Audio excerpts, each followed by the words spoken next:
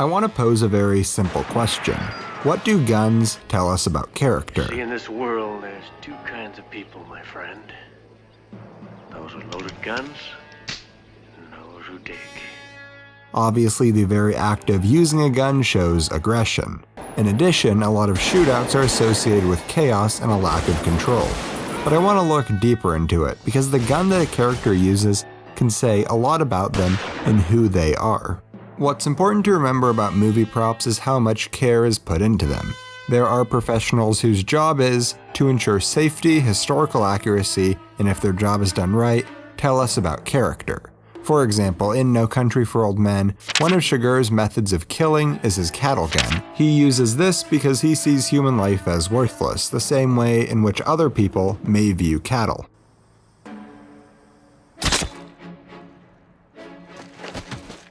Or take a very extreme example like the Rambo series. Throughout the 4 films, masculinity is pushed to extreme lengths.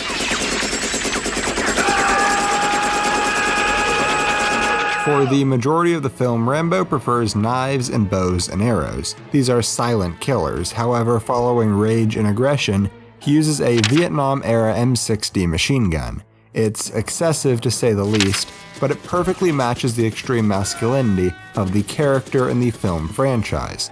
On the flip side, we have Bond. James Bond. Bond's Walther PPK is a small semi-automatic handgun designed for concealed carry and has been a staple of the James Bond franchise in both the literary world and the cinematic entries. Walther PPK, 7.65 mil with a delivery like a brick through a plate glass window. And as he soon comes to find, it is the perfect weapon for the job, just like he is. Pulp Fiction has a severe contrast between the professional criminals and the run-of-the-mill robbers. Pumpkin and Honey Bunny carry 2 Smith & Wesson revolvers, a Model 30 and a Model 40.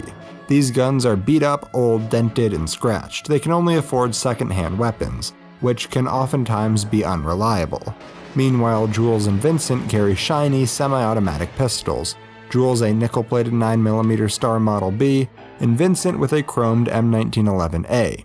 These are 2 very expensive and very effective killing machines, further emphasizing the hierarchy of crime that is found within the movie. What may be the most iconic movie gun of all time is the .44 Magnum, the most powerful handgun in the world. Eastwood's Harry Callahan carries a Smith & Wesson Model 29. To put it simply, this gun is overkill. And would blow your head clean off. But it also harkens back to the Wild West. Eastwood will forever be remembered for his contributions to the Western genre, and the Dirty Harry series pays homage to that. He's a modern-day officer with the morals of a Western sheriff, willing to bend the law to bring the villains to justice. I shoot the bastard, that's my policy. In full honesty, I think I could go on all day looking at different examples of the importance of individual guns in different movies, but if I could sum it up as simply as possible, it would be like this.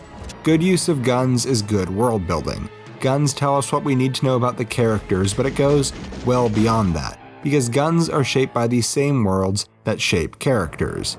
John McClane carries a standard police-issue Beretta 92F semi-automatic handgun, because, in the first few movies at least, he is just a standard police officer stuck in a series of bad situations. Thanks for the advice. It's also the same gun carried by Riggs in the Lethal Weapon film series for similar reasons. His partner Murtaugh primarily uses his Smith & Wesson Model 19. Comparatively, the revolver is outdated, reminding us, I'm too old for this shit. Guns are not only an extension of character, but in some cases they can be characters in their own right. The rugged and worn-down revolvers that Bonnie and Clyde carry are shaped by the same desperate world that shaped these characters.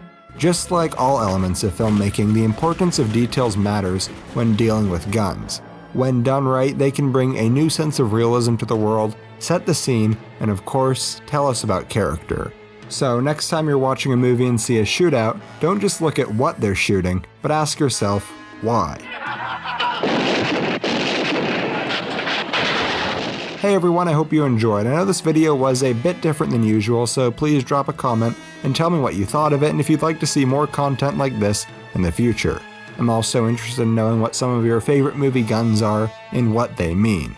Finally, I'd also like to direct you to my last video in which we looked at La La Land and what it says about dreams and reality. Thanks for watching.